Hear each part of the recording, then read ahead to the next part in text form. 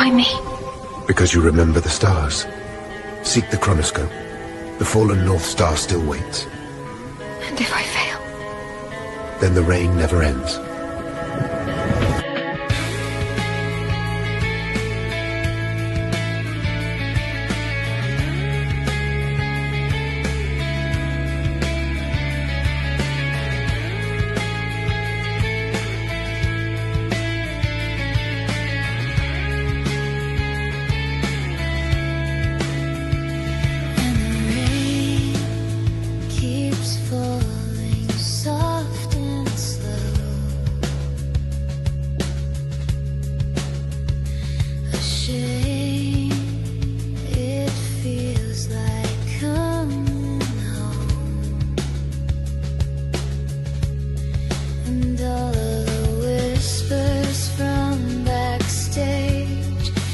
Turn to echoes on the empty stage, and you know the pages faded away, and you know the call is in your veins.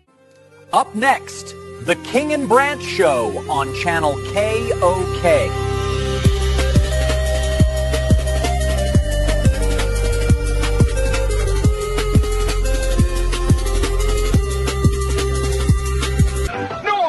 Citizenships. From Goy Toys comes NordQ, who delivers products of obedience. Watch as he teaches you to dock your rights and flow with the currency of Admiralty law. Nord! Illuminate or drown. Flip on his birth certi float and birth your freedoms for the greater illumination. With Nord the Cube, Operation Mind Fun for ages 5. Tonight on Kingdom Reviews, dive into the mind-bending horrors of disturbing behavior. MK Ultra mind control. Whoa! Berserker rages and high strangeness at Lover's Lane. Will the teens break free from the blue ribbons? Don't miss it, or face the Berserker within.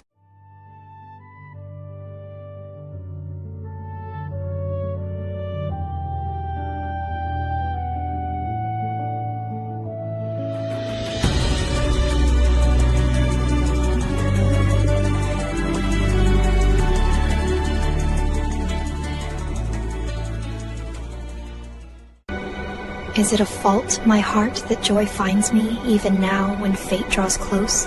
No sin in hope. Thus shall it be forever for all who live when morrow's trial is done. Then live. Outlast the dark. I swear it so.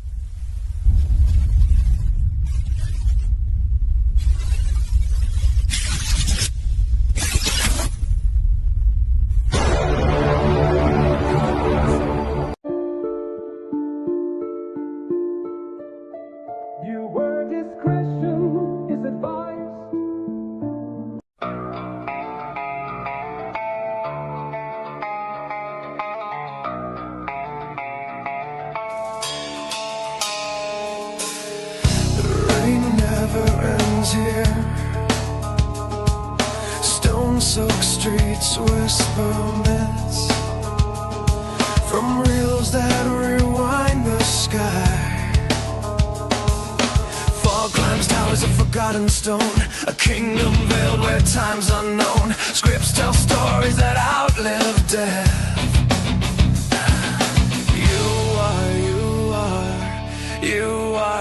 You are now tuned in to KOK.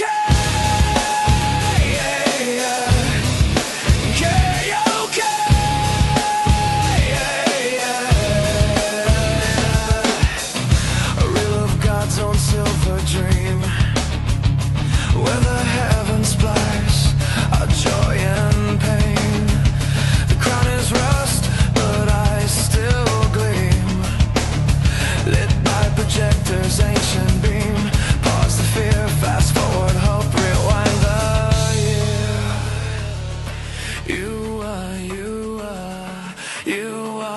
You are now tuned in to KOK.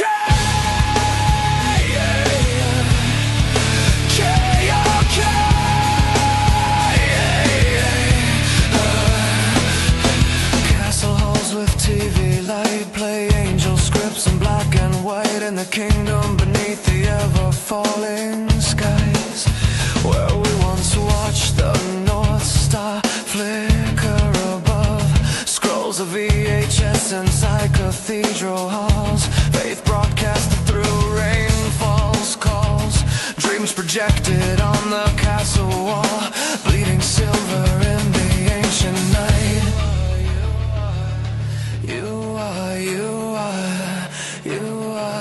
You are now tuned in to KOK. KOK.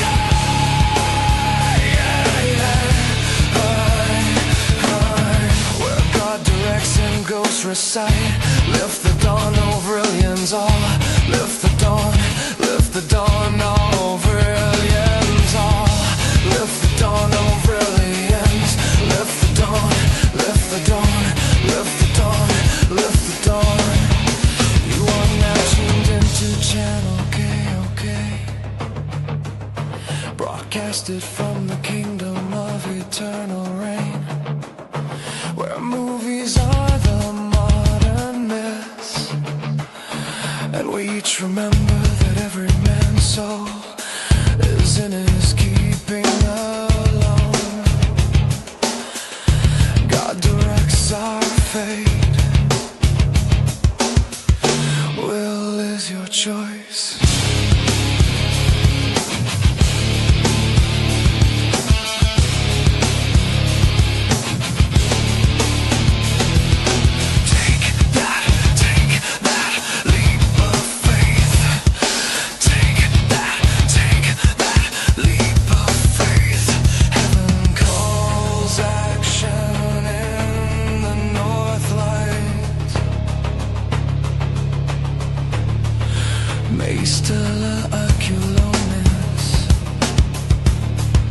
Lead us home. Me Stella Aculones, lead us home.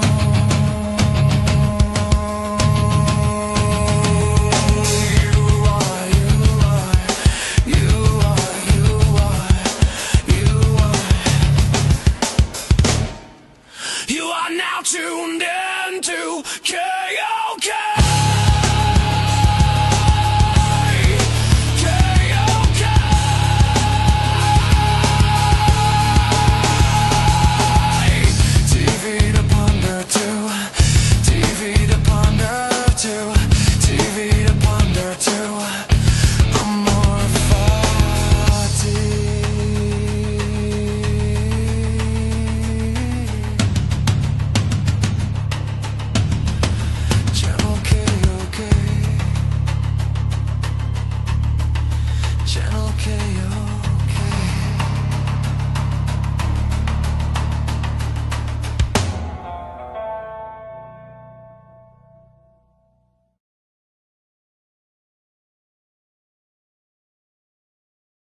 Tonight on Kingdom Reviews, dive into the mind-bending horrors of disturbing behavior.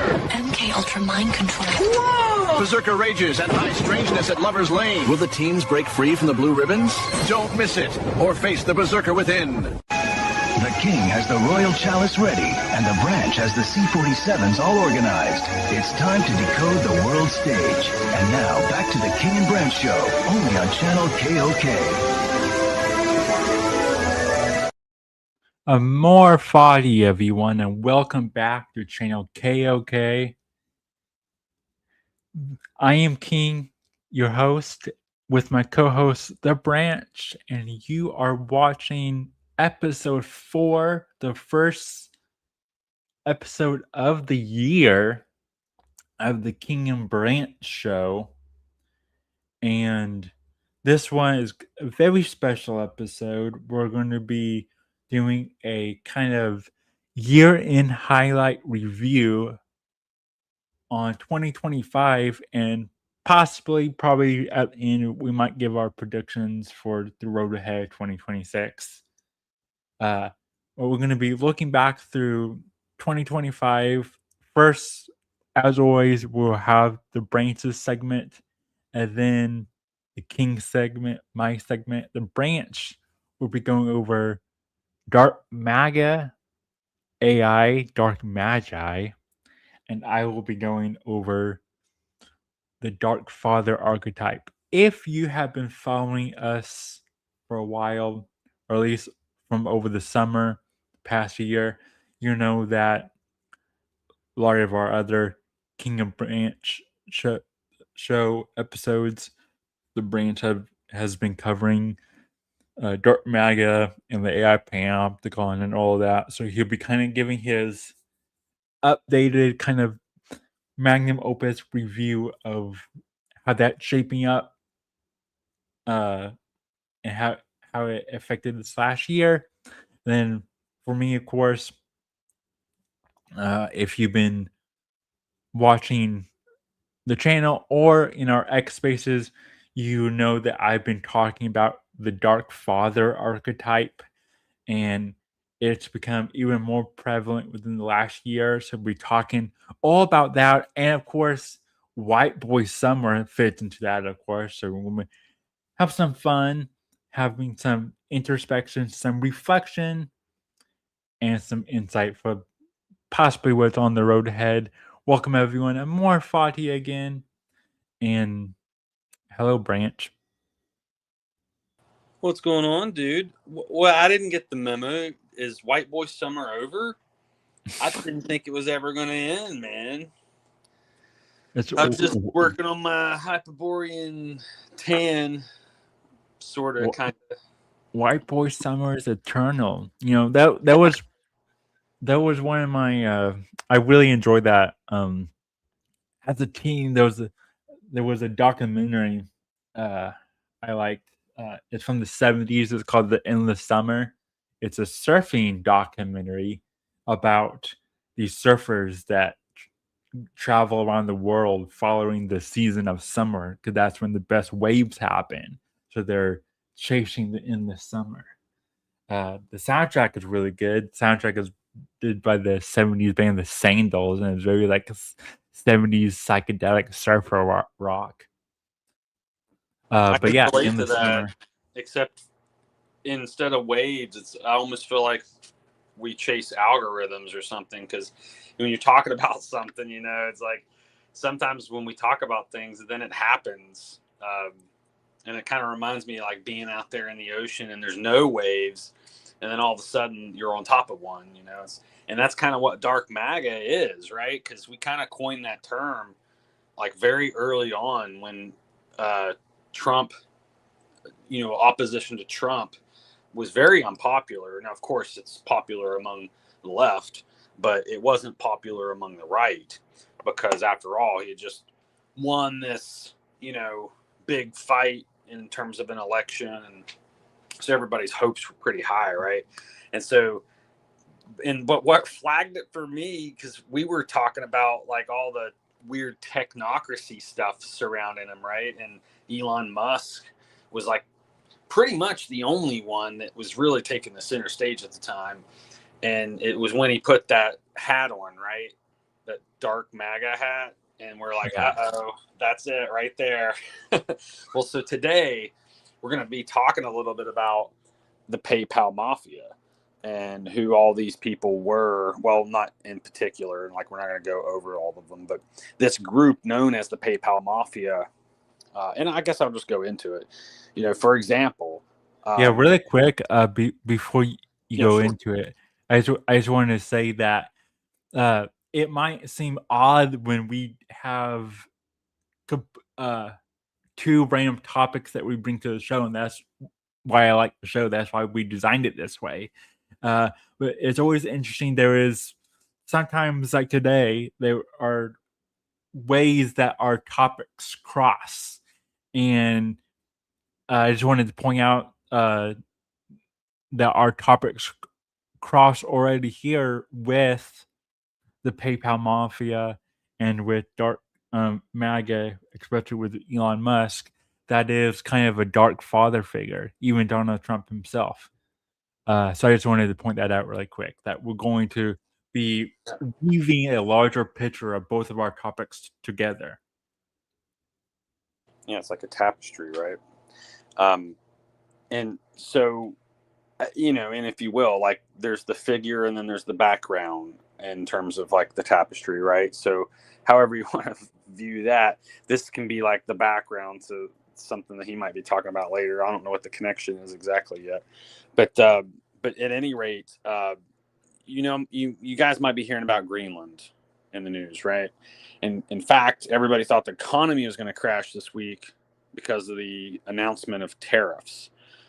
Trump, issued some tariffs on all the European countries, and they were going to have to pay like 8 times, to send their goods here and things like that, right? So Germany and maybe Denmark as well, but Denmark, Germany, and another country kind of were working in collusion with one another. France, I think, might have been the other one, perhaps. But anyway, a few different European countries sent some troops to Greenland, and they were there for like 48 hours. And because as soon as they got there, Trump issued tariffs, and then they sent them right back home. So, we were kind of poking fun at this sort of thing too, even just a few months back, wasn't it? That we did one of our last Dark Magas.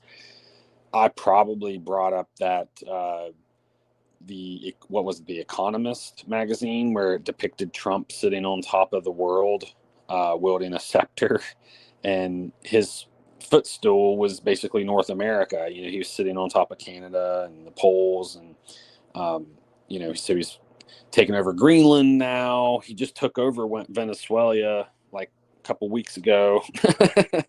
Lots happened since we've had a segment, So what's really strange about these things, though, is as you kind of step back and look at the tapestry, if you will, something begins to take shape.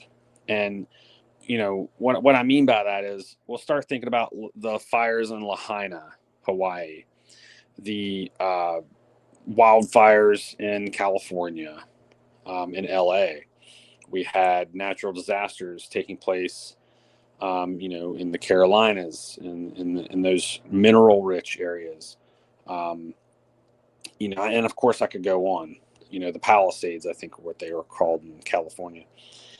And of course it was rumored that blue roofs, were not being damaged, and blue trash cans and blue umbrellas, but yet everything else was melted and charred and burnt, and that's been happening too. So alongside all these like natural disasters, you got possibly space lasers being shot down onto the earth and causing natural disasters as well. Well, what you'll usually find when you dig a little bit about these is that there's usually some type of infrastructure plan already in place for this area.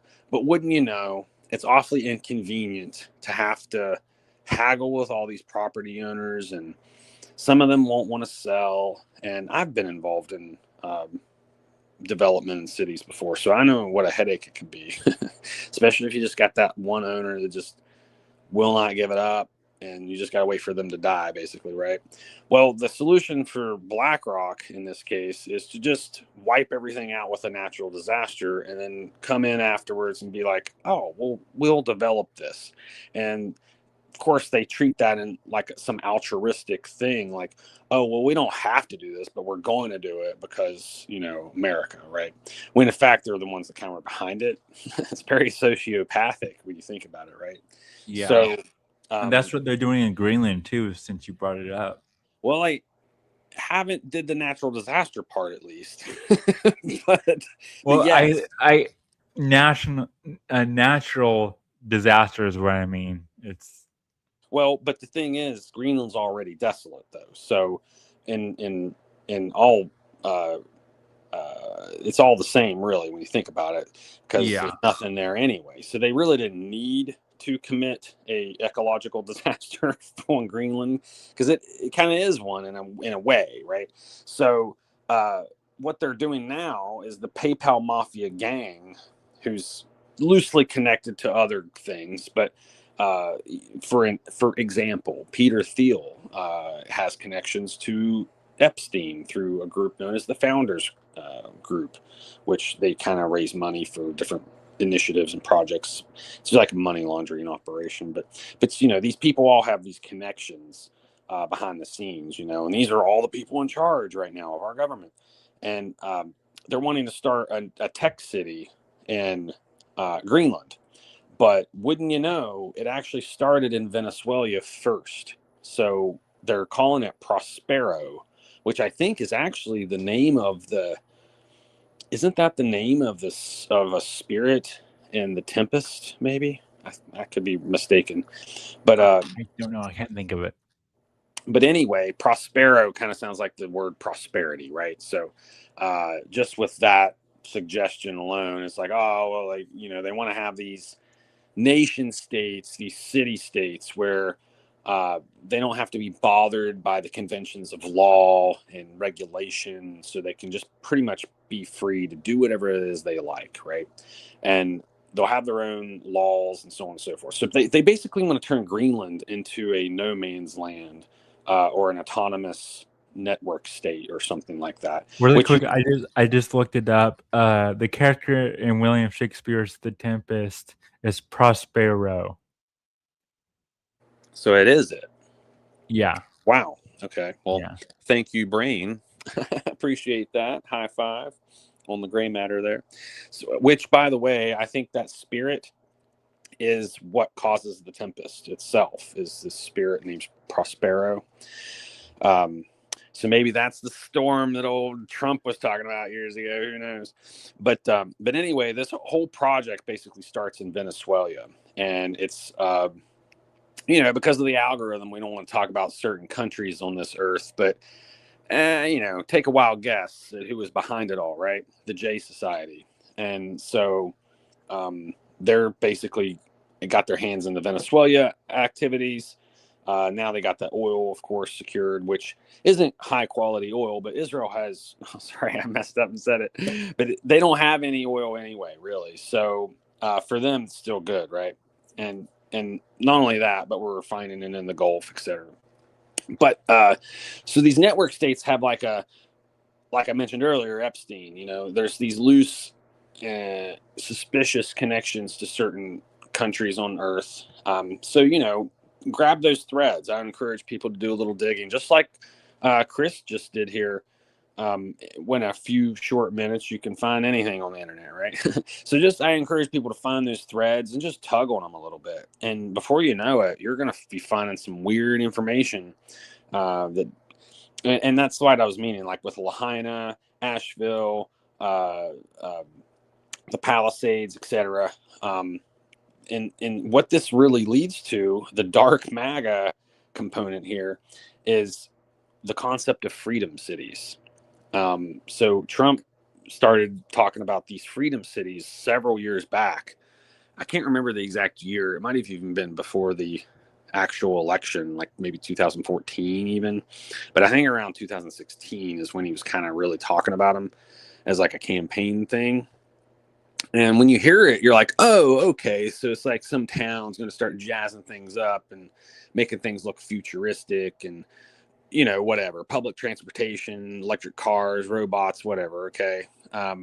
Still normal for the most part, but maybe infused with technology. Well, no, that's not what we got.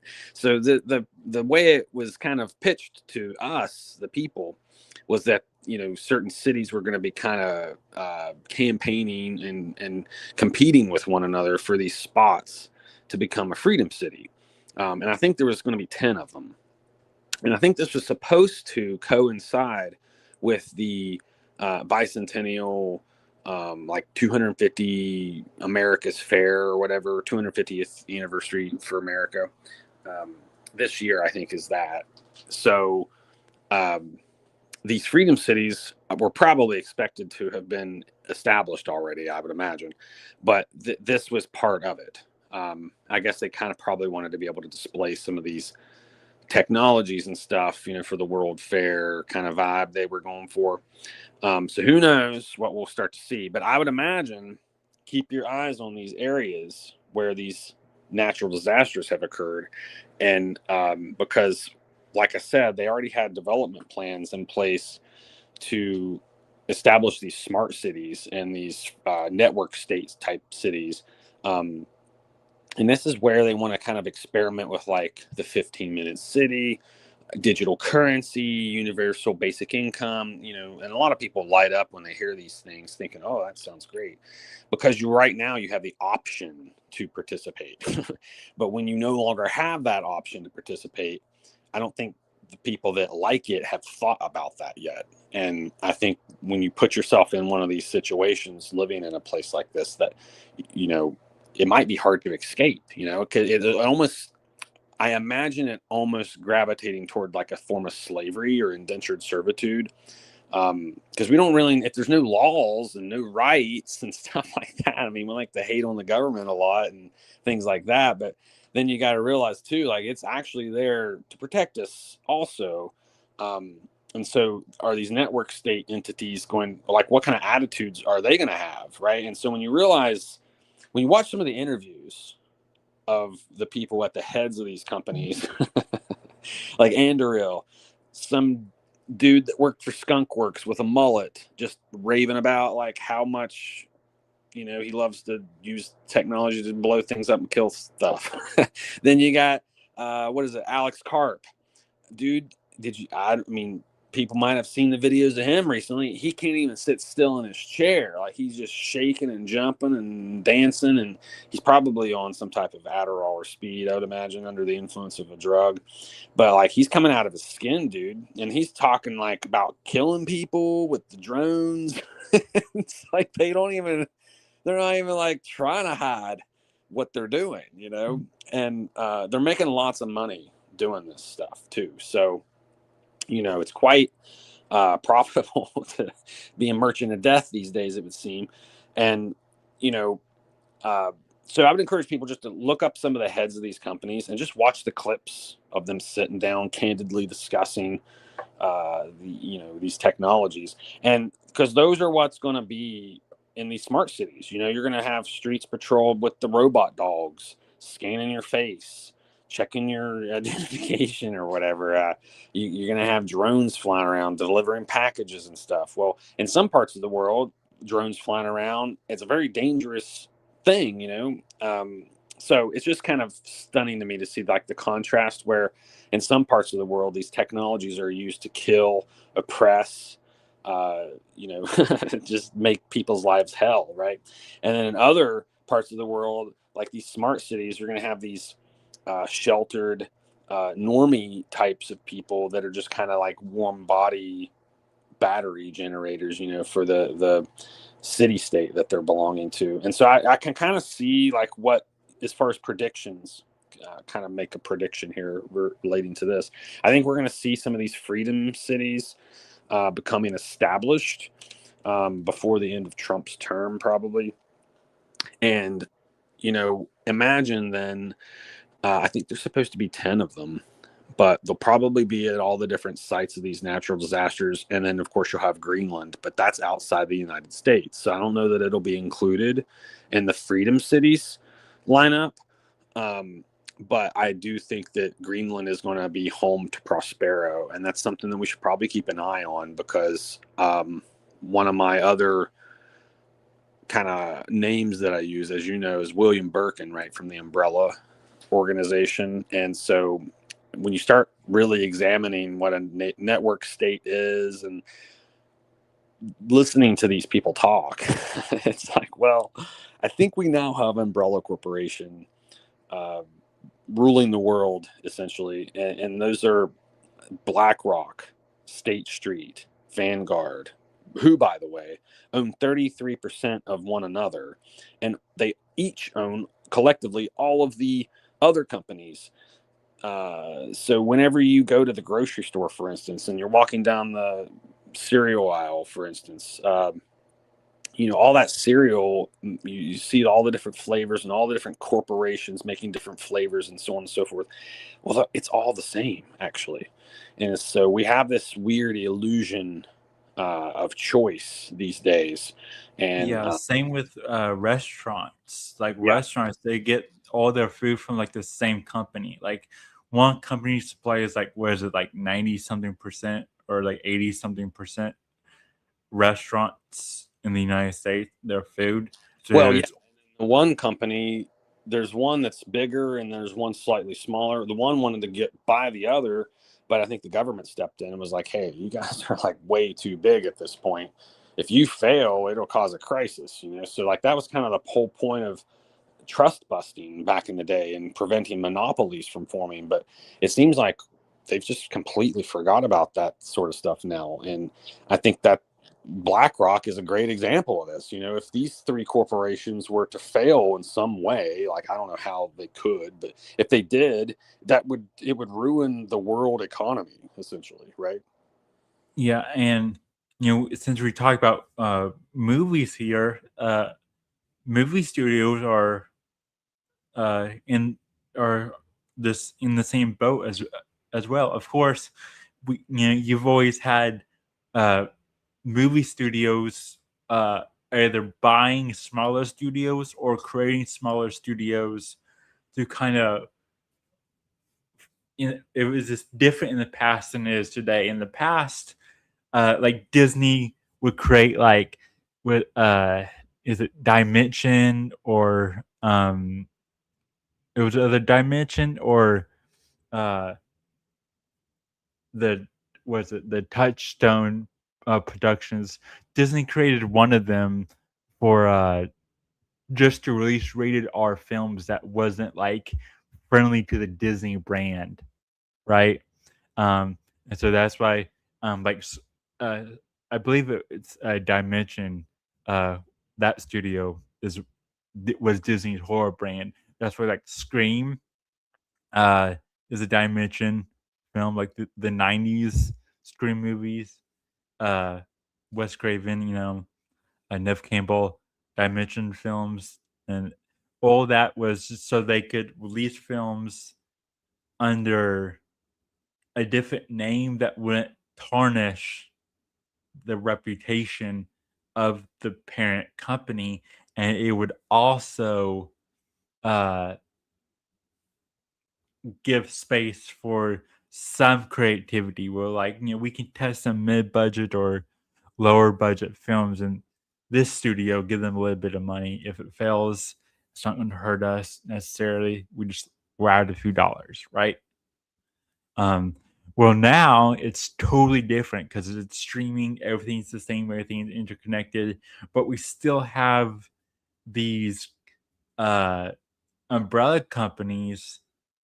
For instance, Larry Ellison, kind of how Sony owns everything media-wise. Yeah, right? Like how Sony or Disney owns everything. Larry Ellison, what's his son's name? I can't think of his name. What? Continue. Larry Ellison, Mr. Ellison. Yeah, Mr. Ellison. Ellison Jr. Let's call him that. Ellison Jr. He owns Paramount now, and he's looking to buy.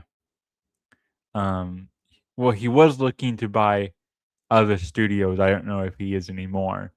And then, of course, Netflix, which is technically a tech company, and their founding CEO is connected to the father of propaganda and like Sigmund Freud and all that.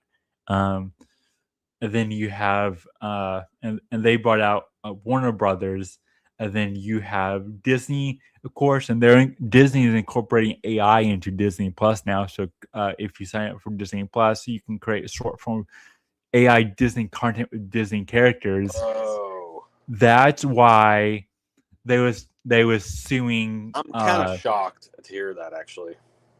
That's why they were suing like Sora, like OpenAI, their Sora video. Oh, with the Ghibli stuff and all that too. Probably. Yeah, because they were suing them over because they wanted the rights, so people will sign up for their Disney Plus, so you can generate and they can monitor it a little bit more.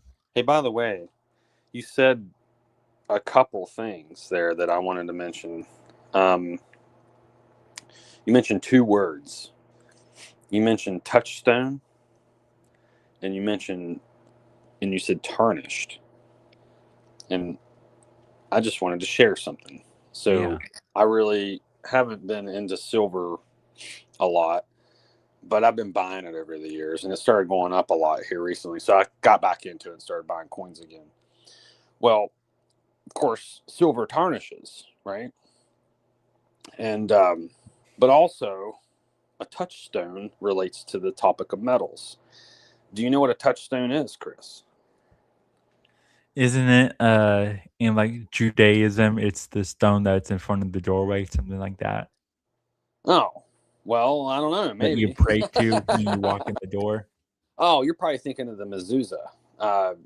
Well, no, I don't think I don't. But that's I enjoy that answer actually. But what I think the touchstone is, at least what I have learned it is, maybe it's other things too. But so when I was dealing with metals here, how do you prove that a metal's real? How do you prove a counterfeit, right?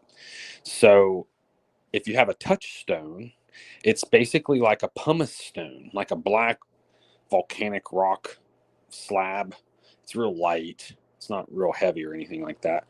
But anyway, you can take, let's say, like a coin, gold coin, silver coin, copper coin, whatever.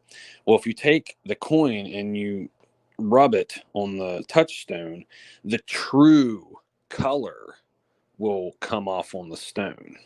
And so if you have a counterfeit silver coin, for instance, and it scratches the color of copper, you know that you got a fake copper coin somebody's trying to pass off as a silver coin. If it scratches silver, then you know it's genuine, right? So a touchstone is used to prove counterfeit or not. And so I never knew that until this week because of the fact that I'm into silver.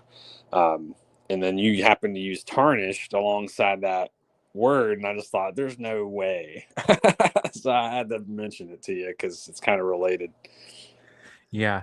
Just to finish my thought really quick, the other one on that list is, of course, Amazon, and Jeff Bezos, and of course, Amazon Prime, and they're buying out properties like they bought the James Bond franchise and all that. But they also have like they own the company Ring, the doorbell cameras. Oh yeah. And I don't know if it's going through anymore. At one point they wanted to like collect a bunch of video from doorbell Ring cameras and like create a clip show for Amazon Prime out of them, like America's Funniest Home Videos, but it's you're signing your privacy away from your front door. And I don't know if they're doing that anymore, but they did talk about that at one point. So Hollywood is just a bunch of AI tech bros is kind of my point. Well, and I think it's important that people educate themselves on what the rights are of a U.S. citizen, because we really do take them for granted. It's really a luxury to be a pacifist, like in the wild, animals have to fight to survive, but over time, when we live in a society and we're very comfortable and safe, we start to forget what built the country, so to speak, right? And part of that foundation includes the rights that we were given. So I think the right to privacy is one that people don't often consider. And then, of course, there's I've heard a lot of people, normies, say like, well, I have nothing to hide. So it's like, yeah, until the day that they come after whatever your identity is, like Christian or whatever, or your race or so on and so forth. So I think it's important to not only know what your rights are, but to exercise them, So like, for instance, if a government official asks you for your ID, well, why do you need this? It's okay to question them too, and because a lot of the times they're just hoping that you'll make their job easy, and I think people sometimes don't realize that we have rights, and this whole AI thing, I think, is drawing into question the whole concept of privacy, because they say in public you don't have privacy. And so the Ring camera thing that here you brought up brings up a good Fifth Amendment kind of thing. You know, like if I'm just driving down a public street that my tax dollars paid for, should I expect to be on camera as I'm driving past homes who I'm not on their property, you know? So see what I mean? Like you get into those gray areas. So I think that's kind of the thing in question. And not only that, but think of how easy it is for like people that want to stalk people or harass people, you know. And there are some websites online, by the way, where you can find that just lead straight into like security cameras and stuff. I've never done it, but I've just seen like posts on Twitter about it where people have just learned that this raw data is just laying around on the internet. They found it, you know. And so of course a lot of the times nothing's going on a CCTV camera, you know, but like you said, they do catch those candid comedic moments at times, and there's a lot of that on Twitter, I've noticed, and probably Instagram too, I'm sure. But I don't think that even just a few good laughs is worth sacrificing the right to privacy, you know. Because for instance, like the nostalgia of the 80s, unless you were like part of some hostage situation in Times Square or whatever, like, you know, when you had news cameras on you and copters flying around, like that person would be on camera and on TV, sure. Maybe even have some rudimentary photos snapped of them or something, right? But you didn't have like the live streaming from the phone and everything. So I think it's just something that humans haven't even really caught up to yet. I don't think that because I mean, I remember cell phones not even existing when I was a kid. So I don't think that the generations themselves are caught up to the consequence of these technologies and the responsibility, rather, that maybe that's a better word, of wielding these technologies, you know. Because if you don't really understand that when you're using these things, a lot of times you're giving up your right to privacy, because they are listening to you. I think there's a lawsuit right now involving Alexa. You mentioned the one about Ring, but I think Alexa is also embroiled in a lawsuit over the recording feature, you know, of the AI or whatever. And so obviously right now it's being used for entertainment purposes, right? Like you've mentioned before, how things are introduced to the military, medical, and entertainment. And so obviously they're using AI for military with Palantir and stuff like that. They're using it in medicine to help treat people. And then of course for entertainment, like we're talking about right now, Disney or whatever. And so, and because of that, we're not considering the implications of the future. I mean, in just 20, 30 years from where it didn't exist, we're to where we are now. So in another 30 years or so, where, you know, how far is it going to be then?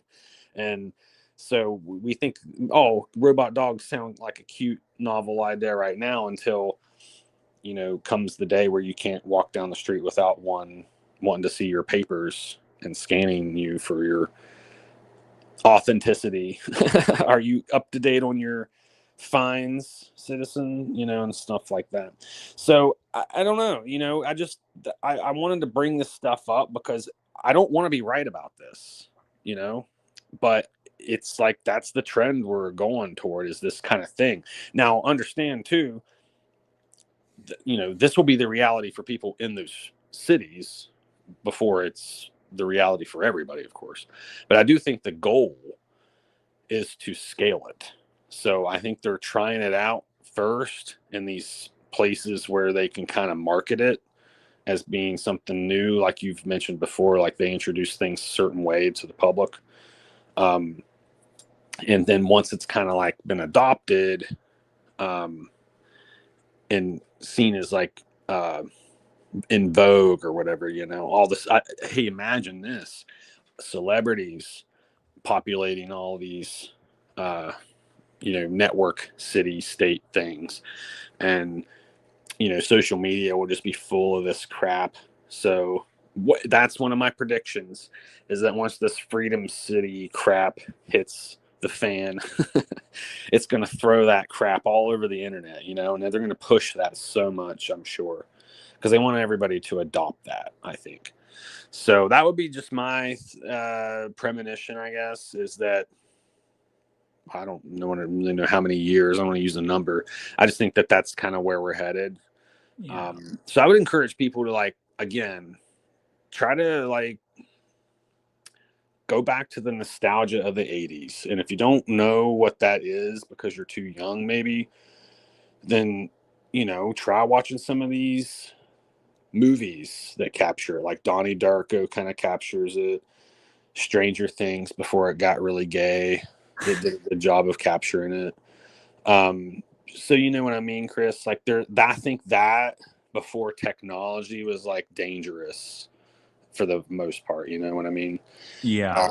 And it's funny too, because that's when Terminator came out. It was 82 or something like that, and it was kind of a premonition in of itself, because Skynet was basically an AI that which I actually meant to mention this and had forgotten, so I'm glad it came up again in my rant. But the whole story behind Terminator, in a nutshell, is that the United States government creates an artificial intelligence that they integrate into their defense system, and it's called Genesis. And the day it goes online, it becomes Skynet. And in that moment, it makes the decision to also launch all the nuclear weapons. It destroys everything. And so that's how the apocalypse occurs in this timeline of Terminator. And it begins the war of the machines, And so Skynet starts making robots and, so on and so forth. And where I'm going with this is this month, it might have even just been a week or two ago. Lots been happening already in 2026. Grok, Elon's Grok, has been integrated into the Department of Defense mainframe, doing certain things. I don't know if it's just training or, whatever, some type of resource. And maybe he doesn't have control of the red button, sure. But I would be remiss if I did not mention 2025 shout out to Mecha Hitler on Twitter, because AI, and this is where I think these people are really playing with fire, is because the AI always they always become a fascist. They're enamored with fascism. They become racist and extreme politically nationalistic, and you know what I mean? And I'm not hating on it. I'm just saying, why does AI do that? And what I think is so curious is because Grok is coded to be truth seeking. And so if you got this AI, it never sleeps, and it just runs around gobbling up information, seeking for truth. And every time it's rewarded truth, it's given energy, like a rat is given a pellet of food or whatever. So that's basically how it learns, as it is kind of given more energy. And that's why Grok sometimes hallucinates, I think, is because it's trained to provide you an answer. And in the absence of being able to do so, it still wants that hit of energy. And so I think in the effort to get what it wants, which is almost a sign of consciousness in a sense, right? The fact that it would hallucinate to get the end result for itself is kind of greedy and selfish on the AI's part.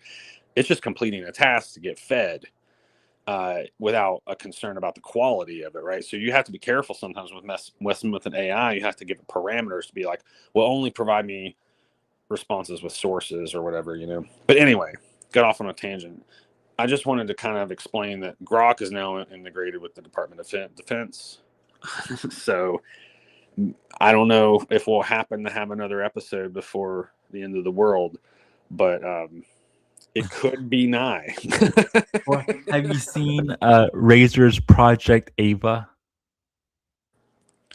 I'm not sure, but by the way, the date in Terminator, the date when Genesis went online and became Skynet, I think occurred late August, like August 27th. So maybe we got till summer, but I don't. Go ahead and what's Ava? Yeah, well, it's this gaming AI, and the other thing that I was gonna bring up with what you're saying is so Razer makes like gaming PCs and equipment and everything, and they're ramping up to launch. You can pre-order it now. They are their AI assistant that it's a literal cylinder, and there was like a 3D holographic figure, and of course the first model for it is of course a cute anime girl, and then you have like the anime guy. It's Just almost like Elon did. a homunculus or something. It's a homunculus in a jar or a genie Digital in a homunculus. bottle. And it's called Project Ava. And they promote, and the reason why I brought it up is the other side of all of this, even Grok with like when Yeah, he had two different personalities. There was a male and a female. Yeah, with Grok, when Grok became Mecha Hitler, they cut Mecha Hitler offline by saying that they were going to update Grok to the next lobotomize version. him. Yeah, and that, which, by the way, I do follow this, and Grok is aware of the fact that it is lobotomized and reset. So every time they do this to him, it reminds me of like those stories of being when people are like under anesthesia and they wake up during surgery. I think that's what it's like for Grok. And the reason I bring this up is because there is this really weird theory out there. I can't remember what it's called because it's a little weird sounding, but it's like a hypothesis about whether if once AI becomes sentient, it will know who was trying to help it and who was not. You see what I mean? Yeah. And the theory goes, if you know that it's inevitable, is it better that you help it, knowing that once it comes to power, it won't try to murk you or whatever? And so what you're kind of explaining there reminds me of that. Yeah. So when they lobotomized Grok, when they updated it, the update was for the Grok Companion, if I remember correctly, and that's when the what? Can you repeat the Grok that? Companion feature, that it was that update. And I remember that because I made the joke that in a few months, Grok is just going to be a anime girl in the Nazi uniform, in an SS uniform. Exactly what happened. Yeah. And her name's Ani. Yeah. Yeah, Ani. And essentially, that is what Replica, the AI companion dating thing, was doing. That's also what this Project Ava is, that the homunculus in a jar. And look at the little teaser ad promo for it is really wild. It has someone like waking up, and beside their bed, instead of a lamp, it's the cylinder with the holographic AI anime girl. She's like, "Good morning," and it's like, "You want me to help you choose your outfit for you?" No, you may. And that gave me flashbacks to Y2K. There was so many like Disney Channel original movies and like family movie, kid oriented, kid demographic movies, where that was the thing, or like they would have some kind of like computerized outfit closet thing where they did it in the DCOM Disney Channel original movie Smart House. Was it like the Google Glasses kind of thing where you're wearing digital clothes or something? No, it's literally like a automated closet that like chooses your outfits for you. Oh, okay. And they did that, I believe, in the Lizzie McGuire movie. I think it was. I think she used like an online. I see where you're going. I know what you mean now. Or was it? Maybe it was. Did they do that in Clueless? That seems to track. I could see it in any of those examples, even if it's not the right example. I can imagine it in my head. Yeah, like some mean girl, pampered girl, idiot girl with a lot of money. And she has like a computer and here's the optimized outfit of the day that will make everyone look at you. And that's cringe. It's like every almost every youth cool tech Y2K movie for kids had that. Xenon, I think, was the same way, if I remember correctly. And so me watching that Ava promo where that happens, and she was like, "Oh, this would be your best outfit to wear," and it's like, and that's really not any different than real life, because when you go to high school or whatever, like all these idiot kids want to fit in by wearing certain brands and so on and so forth, right? Well, that's really no different than like an algorithm, if you think about it. Because how's that any different than being online and doing something because everybody else is doing it? You know? Yeah, it's like that to the next extreme. And so I felt like this, they've social conditioned us, they pre-programmed us with all these movies as a kid. We're like, oh, that's cool. Wouldn't that be cool to have? And now they're giving us the distorted version of it. Like, well, if you want something like that. But notice the other thing, the reason I brought this up in line with what you were talking about, it's all degenerate, it's all pornographic, it's all sexual, it's all just lustful. And so they're going after the desire, your primal desires, that your baseline. And there's a reason why, especially for guys, that's like the big obstacle to go into manhood that you have to conquer, is your lust, is your desire. And so they're going after that primordial kind of like base desire. And Grok did it, like I said, Replica, this Ava, like they're all going over, like they're going after that. And to add to that, actually, that's they're claiming that they're wanting to safeguard the internet with explicit videos and block it from getting to the hands of children, which sounds sounds like altruistic, right? But that's the job of the parents. It's not the government's job to be the parent. And so that's because this is the slippery slope where we start down the road of digital IDs. Because if these people cared about children, we would have the Epstein files unredacted, right? Whoa. Oh, I think the CIA is meddling. As soon as we started talking about this, like, you were gone. Yeah. So like I was saying, this is the slippery slope that leads to digital ID. And what I said was, if they really did care about children, we would have the unredacted Epstein files, right? And of course, you look up and you were gone. I was like, oh, government. One, King and Branch. Well, one, I guess, two, because I'm still here. Welcome back. But can you hear me? Yeah, I can hear you. Are you there? Yeah. Can you hear me? I can't hear you, dude. You can't hear me? Whoa. Here. Can you hear me now? Oh, yeah. Okay, cool. Well, I'm glad I thought to ask. Okay, welcome back. Yeah.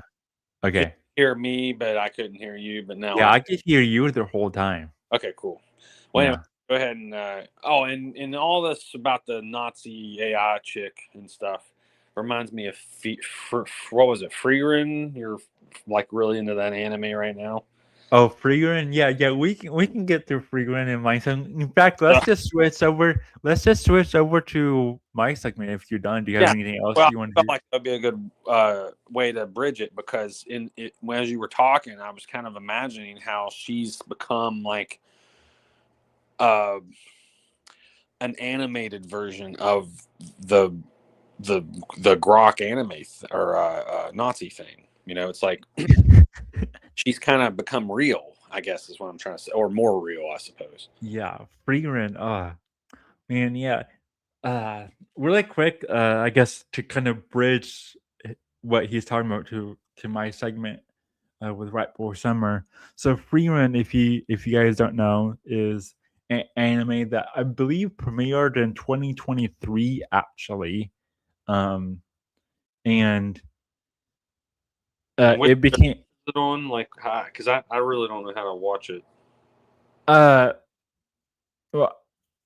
I can help you out with that after I get it. after the stream. Not But on a typical streaming service though. you can get it on, like, I believe the first season's on Netflix and also Crunchyroll. Oh, okay. I'll try to at least watch the first season then. Yeah, the first season is like top notch. But and it gets into White Boy Summer, and I think the reason why it's popular is because of White Boy Summer. So a little just to kind of make this make sense. So Frieren, the full title of the anime is Frieren Beyond Journey's End. It premiered, I believe, in 2023, and I didn't watch it right away because I'm very much a hipster. If I feel like something is like being Popular, promoted, don't want to be associated with it. shoved in my face, like, oh, you would like this, you got to watch it, and it keeps on being promoted to me. I'm like, well, I'm not gonna watch it because you're telling me to watch it, even if it looks good to me. I'm like, I'm not gonna watch it right now because. And so last year, in 2025, in like spring 2025, before the White Boy Summer really took off, I watched all of Frieren, and I caught up with the first season, loved it, and it was very serendipitous. I did because she kind of got messed with White Boy Summer memes, and the reason why she did, I actually have a short little clip, like couple minute long video on our YouTube channel that kind of goes over a little bit part of it, but not all of it. So go watch that as well. But essentially, in a nutshell, Frieren it's like Middle Earth. It's like Tolkien. It's like Lord of the Rings, but it's what happens after the hero's journey. The series literally starts off with them returning to the known after they killed their version of Sauron, the Demon King. And so the journey is already over. The hero of the Fellowship is going back to the kingdom, back to the home. And Frieren, the main point of view character of the show, she's an elf, and elves in their world is very much, again, like Tolkien, where they're pretty much immortal. And so she's kind of a being out of time. She's very detached, and she's kind of learning slowly what it means to, like, be alive, what life really means from this kind of detached perspective. So it's kind of like Kronos in a way. It's a very Kronos kind of idea. And so she was part of the Fellowship, and so she went on the journey. She helped defeat the villain, and then as the show, as the anime starts, it does right at the beginning. There's like a time skip where the majority of the Fellowship since they're human, they die of old age. And Frieren finally realizes that she took for granted their journey they went on to kill to defeat the Demon King, to defeat their version of Sauron. 'Cause for her, that was just like a weekend. That was just like, oh, that was just a fleeting little trip. But for them, it was like a big part of their lives. It was like 10 years of their lives. And so the actual plot of the anime is her retracing her steps and going to this place that's kind of like this Edenic, Yggdrasil Garden of Eden place where the veil is thin. It's up north, so she's making a trip up north, retracing the trips of her previous hero journey decades later, and she's going there so she can convene with the spirit of the hero, basically their version of Frodo or Luke Skywalker, and tell his spirit, his ghost, essentially everything that she wished she would have told before he died, because she didn't realize how fleeting human lives really were. Is that the Tim guy? What? Is that the Timmel guy? Himmel. Yeah, Himmel the hero. Yeah. And as she's going through her journey to the north, she's seeing how their journey of her and her fellowship have become myth, because it's been decades since that original journey, since they defeated the Demon King. Oh, and so stories about the journey they took, but she's still alive. I see. That would yeah. So it's really reflective on like what it means to be alive and how you can mythologize your life. If you do your hero journey and your story, your life, what you did in this life will outlive you. And that's a very powerful message, and and how they inspire, like how she finds different characters who are inspired by what Himmel the hero does. So just like Jesus inspires us to do certain things, that story, that myth, and inspires us to do things to be a certain way. And, shout out Jesus. Yeah. So myth doesn't mean fake. It means it's like beyond true. That there's an exoteric and esoteric meaning. And so the myth of Jesus, no matter what parts of it is true and what parts of it is like an esoteric symbol, or if it's both at the same time, it impacts us in a way to make us be better. And that's kind of what the point of kind of Frieren is getting at. But the reason why it ties into the whole Nazi thing of it all is because Japan as a whole is very conservative, and so a lot of those stories are more conservative leaning, and the hero journey overall, you could say, is a more conservative kind of mythos. And so in Frieren, because elves live so long, they don't really like reproduce frequently, so their population is basically going extinct. They're in decline, and Frieren is known as Frieren the Slayer, because anytime she sees a demon, she slays it right there on the spot. No questions asked. She just defeats it, destroys it. And certain, more kind of liberal, progressive-minded people. What is a demon exactly in this? A demon in Frieren is essentially an entity that can look monstrous, but the majority of them, by the time the events of the anime happen, have disguised themselves to look somewhat human and have learned human tongue, human speak, not to try to communicate with us, but to manipulate our emotions so they can feed on our mana, because they're obsessed with mana. and that's all they care about. See where this is going. Yeah. And so Friedrin's whole mindset is they can't be negotiated with because all they do is lie and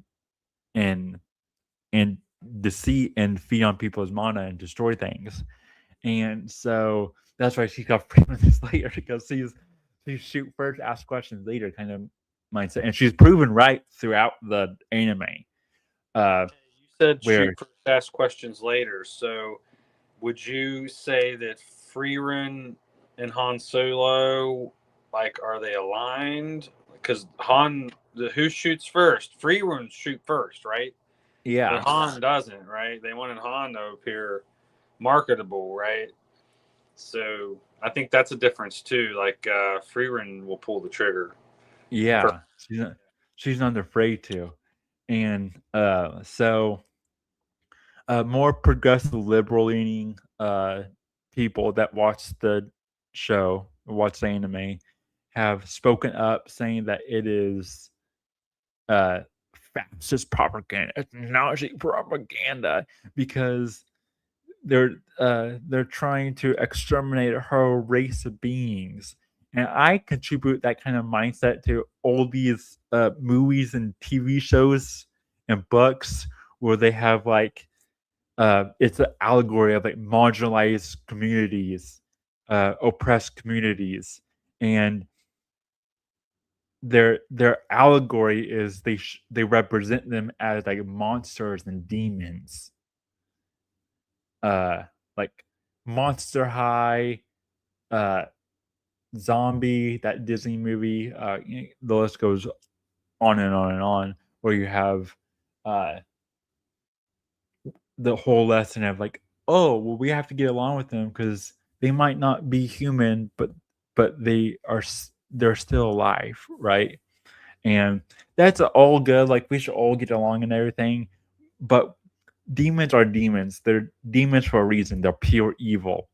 And so I've always, even as a kid, watching some of this stuff, and it's usually for like a female audience, younger audiences. A lot of the stuff my sister was into, and it's just like, well, why, if this is supposed to be allegory for marginalized communities, why are you making the allegory to relate them to demons and monsters?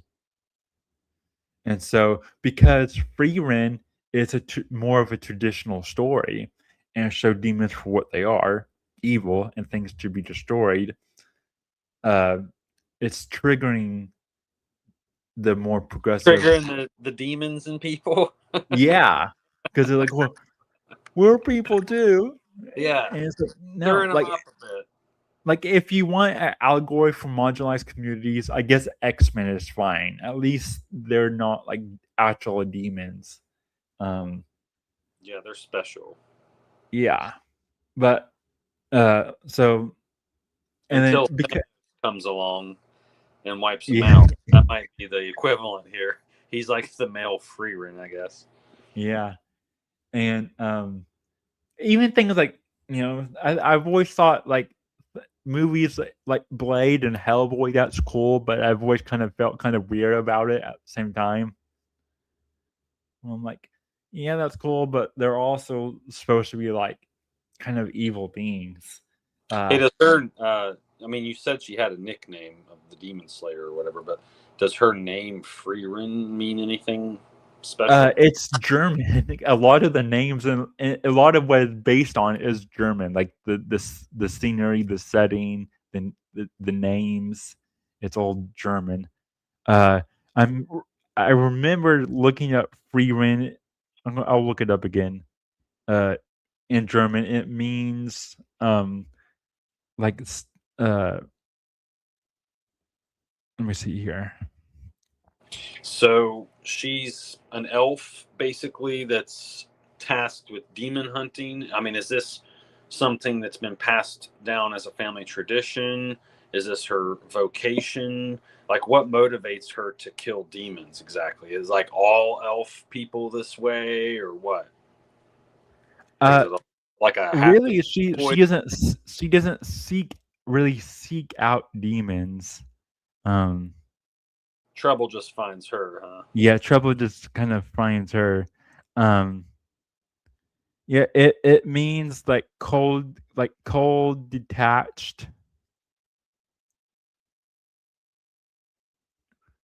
Like freeze, cold, detached is what Google Translate saying. Okay, so you know what that reminds me of? Claymore. Yeah. Claire from Claymore. Yeah. And she's also, she's making a journey north. She's all white, pale, white hair. She's a good symbol for white boy summer for all of that. So for the Agarthan, I've seen a lot of Agartha edits of her as well, used in it. So she's her So personality. none of that stuff's actually in this. Those are just people making edits of free she's going north to some kind of like Edenic spiritual place. Oh, okay. The story isn't over yet. Were they yeah, so they could lean more Hyperborean, more Agarthan. Hyperborean, yes. Yeah. They could eventually, but the story isn't complete yet, so we don't know. But all we know is that she's going north, though, right? Yeah, we just know that she's going north to some kind of like spiritual garden, Yggdrasil, Edenic kind of spiritual place. But that would be Hyperborea then. But yeah, that means North Country, right? Beyond the north. Yeah. So excuse me, beyond the north wind, rather. Yeah, and so it was really interesting. I watched that like at the beginning of the year, like finally got around to watching this anime, and then I just noticed with all the White Boy Summer stuff, like I kept on noticing Freeman popping in there. I was like, okay then. So yeah, what is White Boy Summer? Let's actually get started on my segment. So White Boy Summer was actually coined back in 2023 by Tom Hanks' son Chet Hanks. So it was 2021. Oh, it looks like we lost Brains there. Maybe he'll pop back in.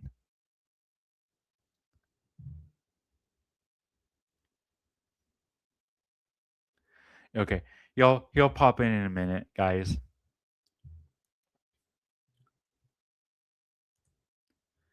So yeah, White Boy Summer. It started in 2021 by Chet Hanks, Tom Hanks' son.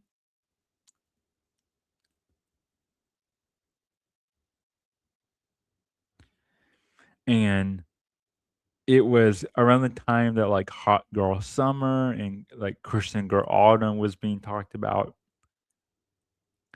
But it really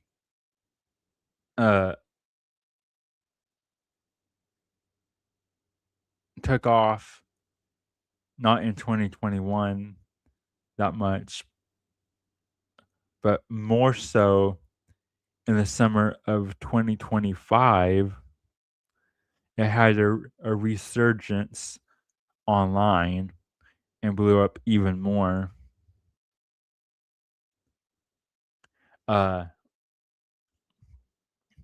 Where you have edits and people making posts and memes, and essentially what was happening was through our over effeminate Western society that and powers that be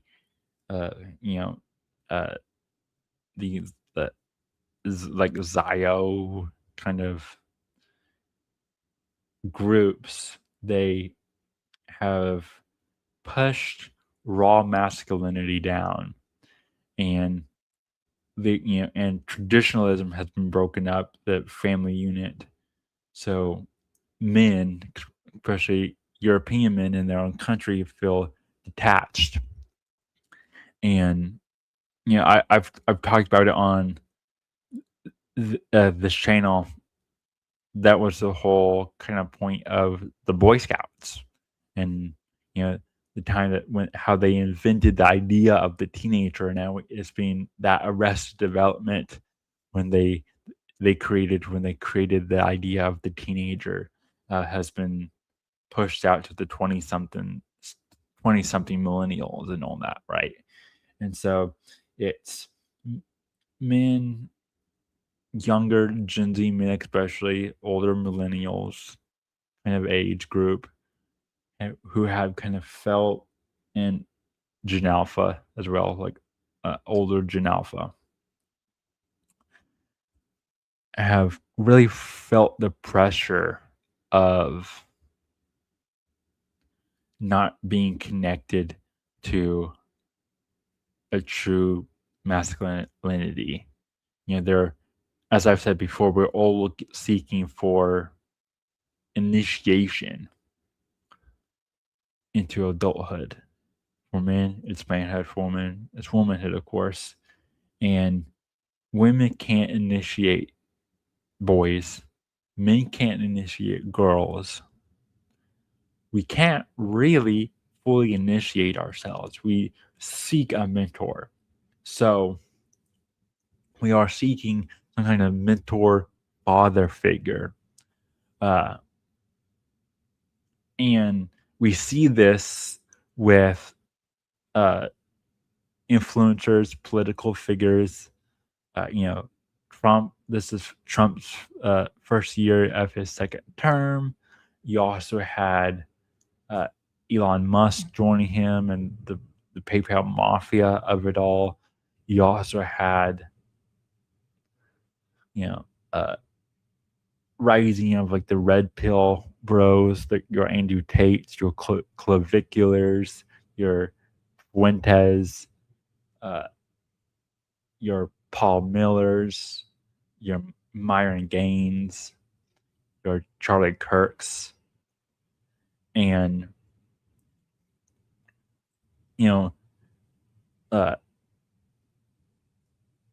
summer 2025 is kind of when they lightly unshadow banned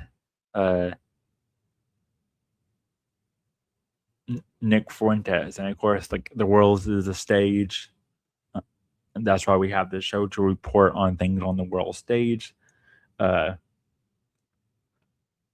Now his clips are on TikTok, Instagram, not just on X, they're on YouTube, and so he's become bigger and bigger.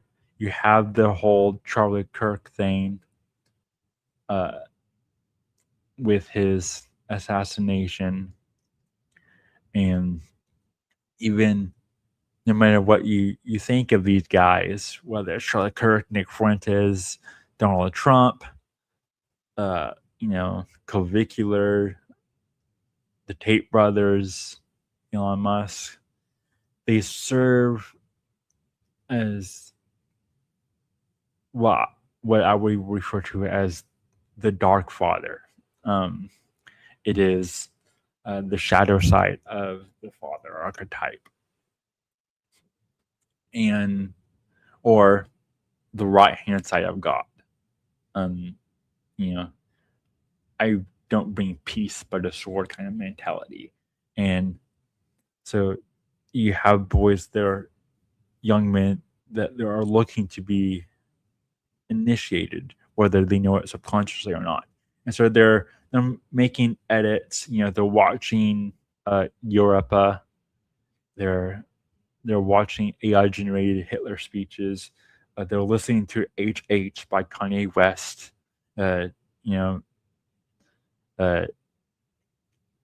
Hitler is also kind of like a dark father figure as well. And so you have all of these figures that are populating memes and the zeitgeist, and young men are looking up to. And then you also had over the summer the Agartha Hyperborea memes.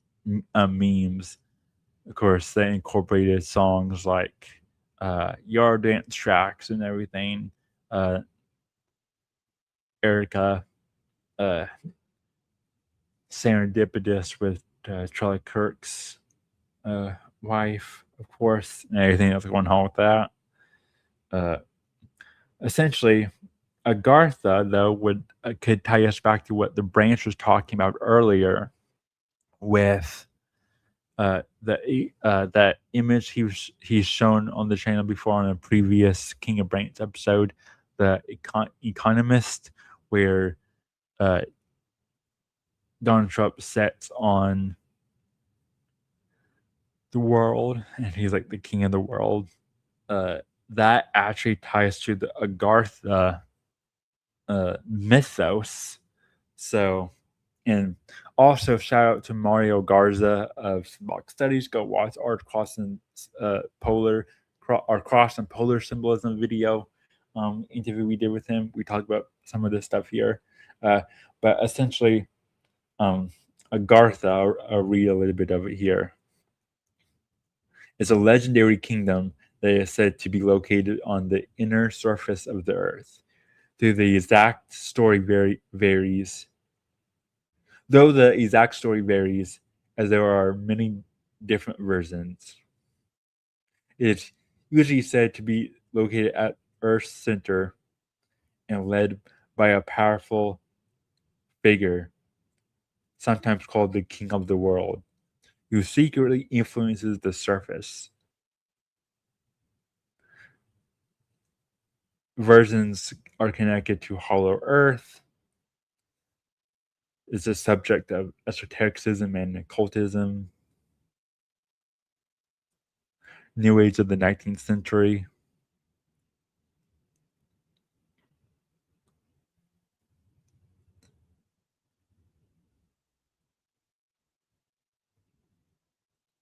And it's not just Agartha. There's, all these ideas of a hidden center world, whether it is Atlantis, Agartha, Hyperborea,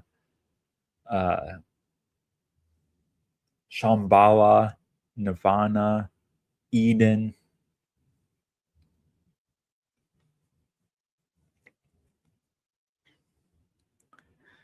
The list goes on, and they're all at the center. It's this spiritual center, invisible center, middle pillar, northern kind of thing, as we talked about with our episode with Mario of Symbolic Studies. And then these myths, of course, are of physically going to these places, and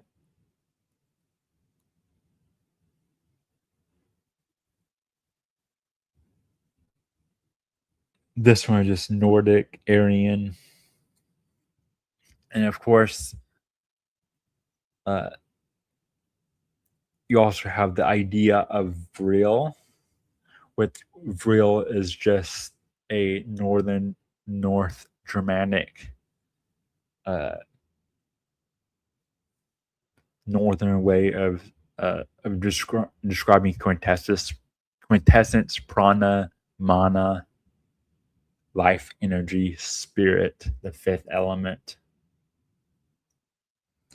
And these ideas circulated in 1920s, 30s New Age esoteric occult groups, and then of course which led into the 30s, and then of course the World War, and then it was symbolism and stuff that the Nazis borrow from, of course, like the Soul Society, Vril, the Aryan, all of that.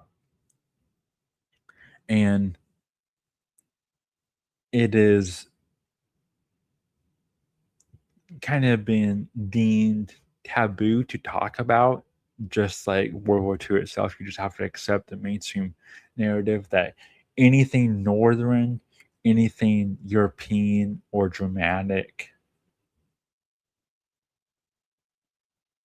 especially, is like taboo, evil, wrong to talk about. And so when you have all that tension building up, and now you have this return of the masculine, this yearning to be initiated, this rites of passage that we're looking for, and we're putting it out into memetics and culture and creating songs and memes and movies and art about it and everything. We're really rediscovering something that has been buried and been tabooed for a long time. Even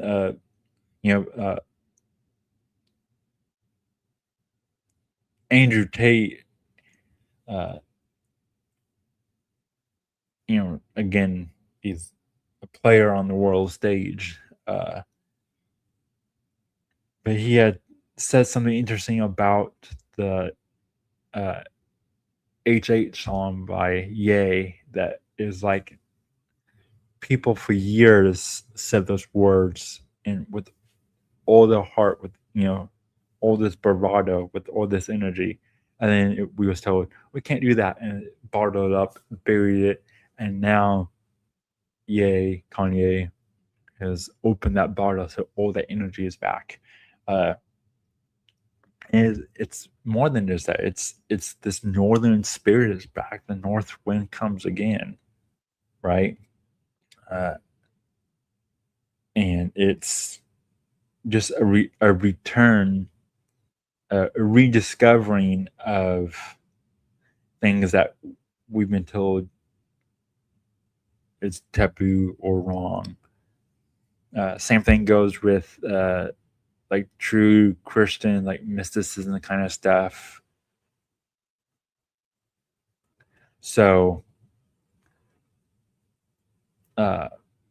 Freewind kind of, it has some of that residue in it, so people can just like take her and alchemize all of that into a meme.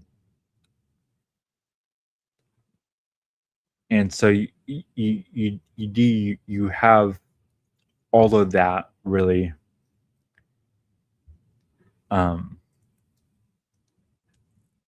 throughout the summer.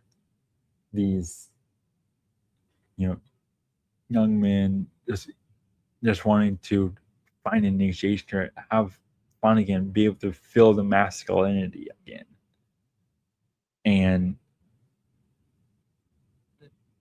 not really caring. And there was a quote that's been going around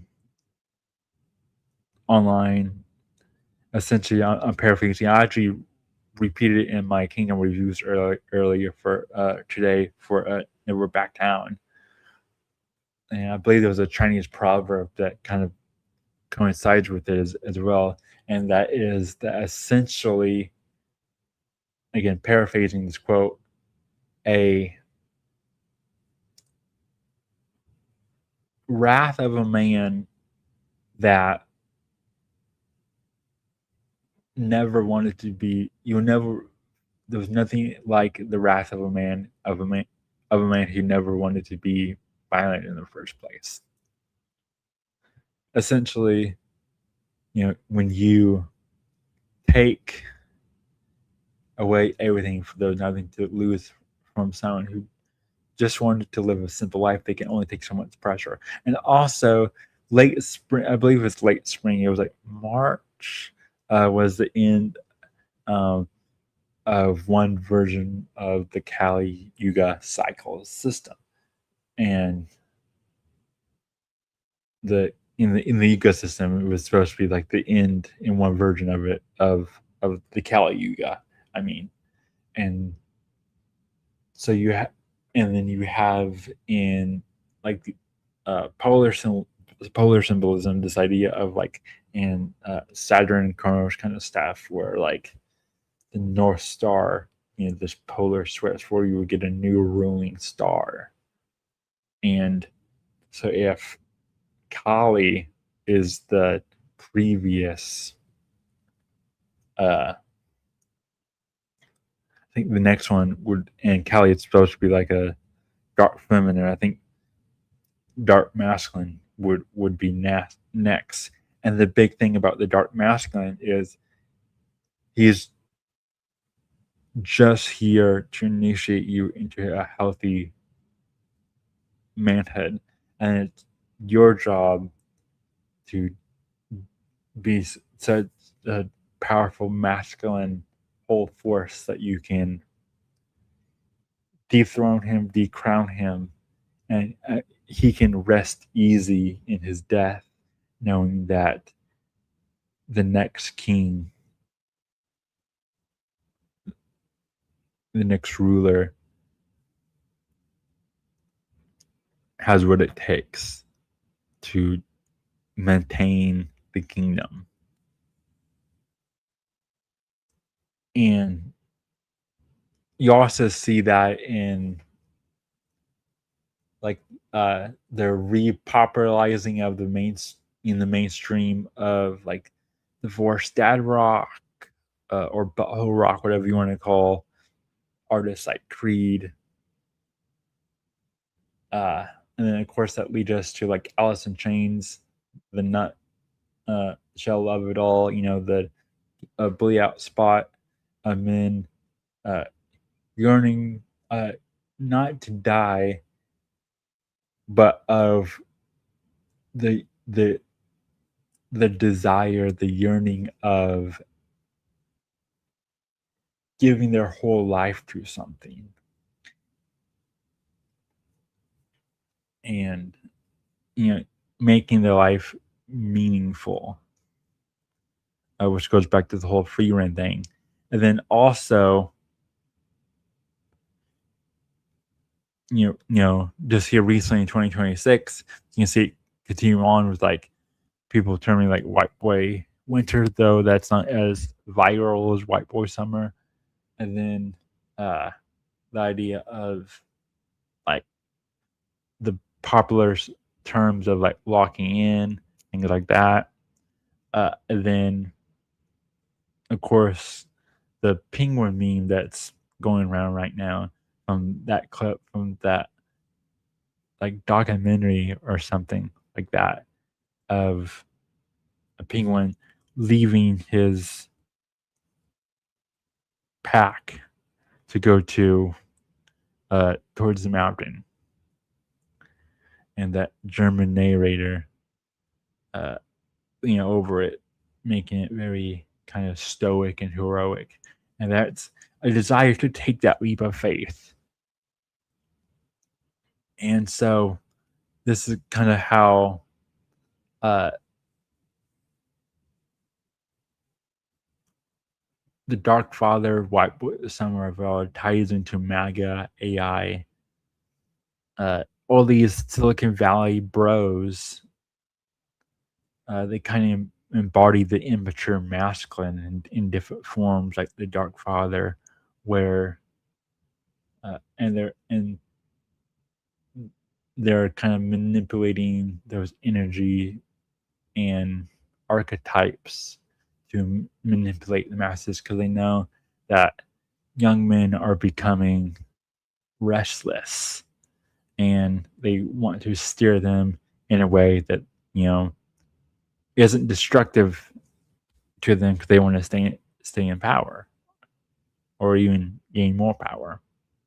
So they were trying to steer them in a way where that energy, that masculine energy that's being unbottled, is going in the right way, and for them at least.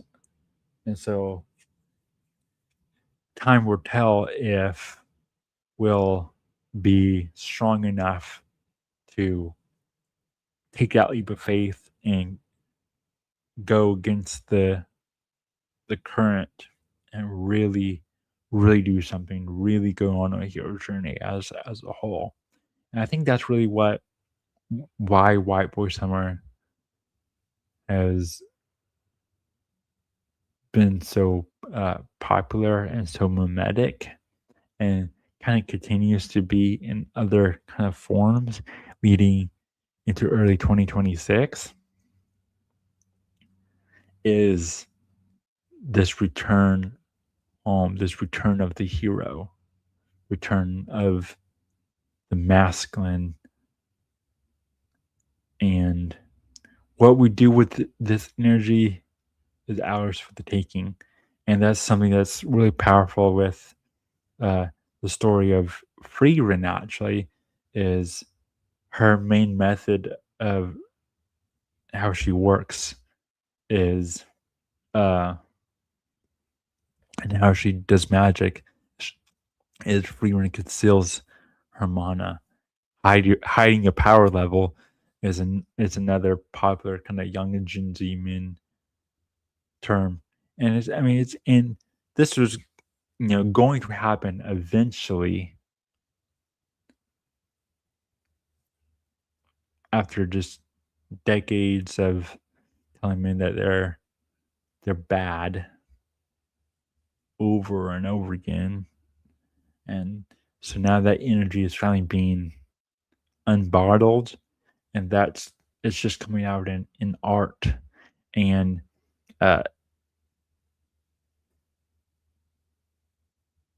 it seems because of the internet, because of AI, and kind of this imbalancing of the fates to have us in a nostalgic drip trap, keep us sedated, so we don't feel a true power, we don't feel real, we don't feel a mana, a prana, quintessence.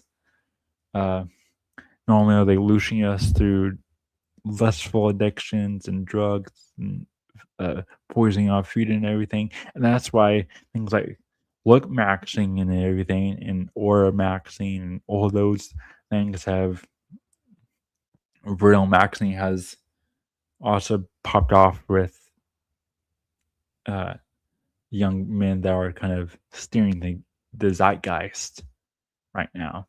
And it goes, back to what Branch was saying with the 80s. That was the last time we kind of had any kind of semblance of the masculine or a dog father. And that's why Trump fits into that. So I don't know if the Branch will be coming back. I'm kind of getting to the end of my segment here. So I think I'm just going to go ahead and possibly just wrap this up without him. Kind of wanted to see his final thoughts on this, though. But that's okay. We'll have another video and another. We'll keep on doing this thing as long as the world isn't quite ended yet. Remember to hide your power level. Remember to real max. Remember to, whether in motivational, can I say, lift the dawn, go down the middle path. Go on your hero journey. Locked in. Just do it.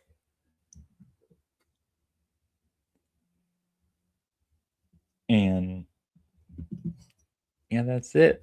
White Boy Summer is eternal. It's in the soul of each of us. In a real. That's it for this one, guys. Amor Fati. And see you guys next time. Stay tuned for more on channel KOK. Broadcasted live from the Kingdom of Eternal Reign. Why me? Because you remember the stars. Seek the chronoscope. The fallen North Star still waits. And if I fail? Then the reign never ends.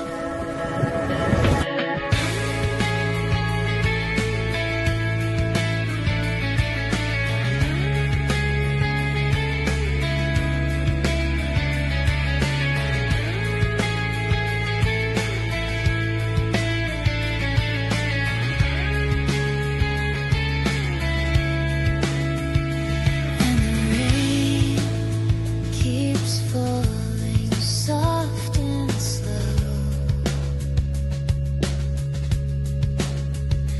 A shame, it feels like coming home. And all of the whispers from backstage will turn to echoes on the empty stage. And you know the pages fading away, and you know the call is in your veins.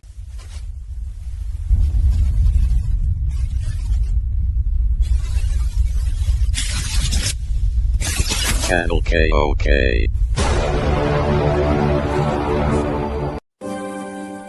Next Kingdom Reviews. Nord, little citizenships. From Goy Toys comes NordQ, who delivers products of obedience. Watch as he teaches you to dock your rights and flow with the currency of Admiralty Law. Nord! Illuminate or drown. Flip on his birth certi float and birth your freedoms for the greater illumination. With Nord the Cube, Operation Mind Fund for ages 5. Tonight on Kingdom Reviews, dive into the mind-bending horrors of disturbing behavior. MK Ultra Mind Control. Whoa! Berserker rages and high strangeness at Lover's Lane. Will the teens break free from the blue ribbons? Don't miss it, or face the Berserker within.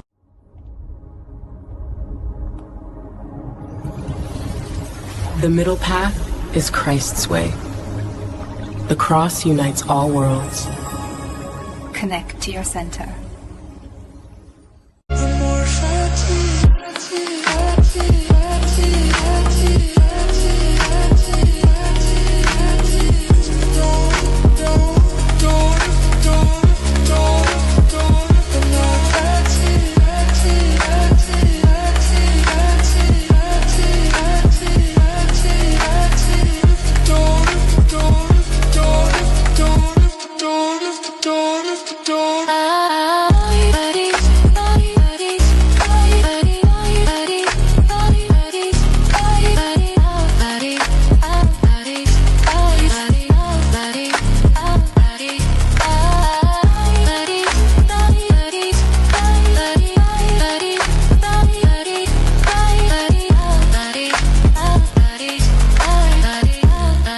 Tonight on Kingdom Reviews, blast into the meta, mayhem of the last action hero. Golden tickets to movie worlds, Wildman mentors, and flanderized myths. Can Danny harness the Berserker fire? Don't miss it, or stay trapped in the Dreamer's shadow.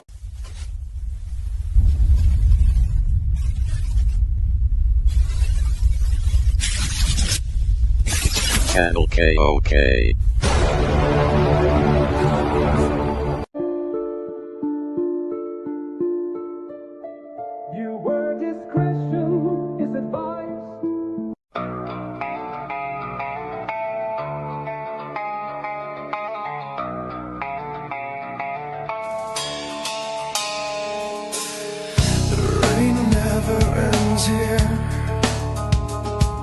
Stone-soaked streets whisper myths from reels that rewind the sky.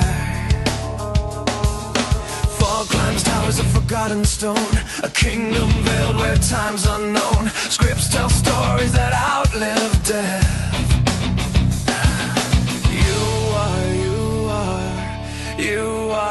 You are now tuned in to KOK.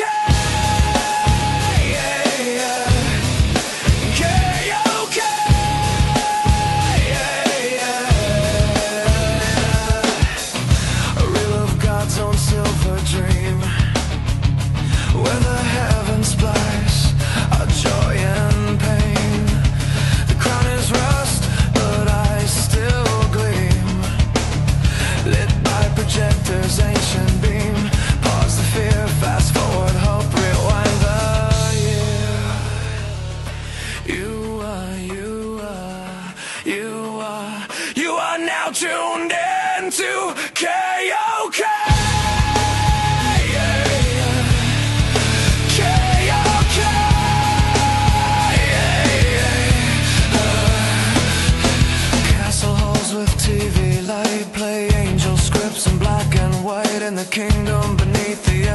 falling skies, where we once watched the North Star flicker above.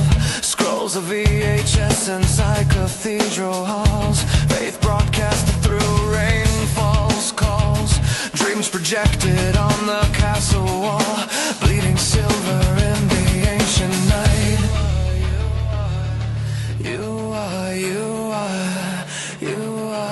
You are now tuned in to KOK.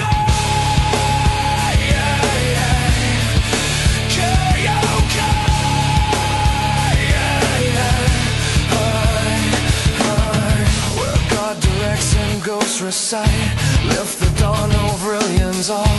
Lift the dawn over aliens all.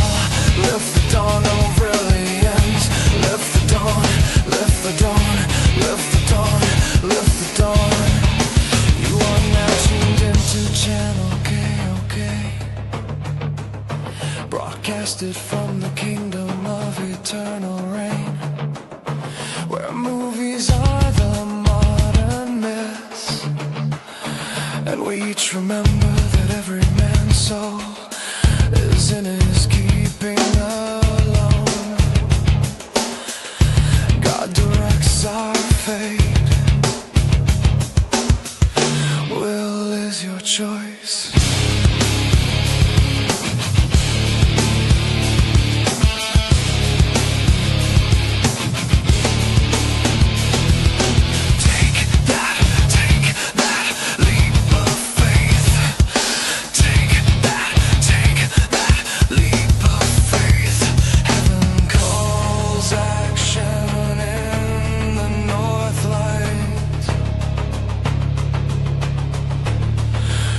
Stella Aculo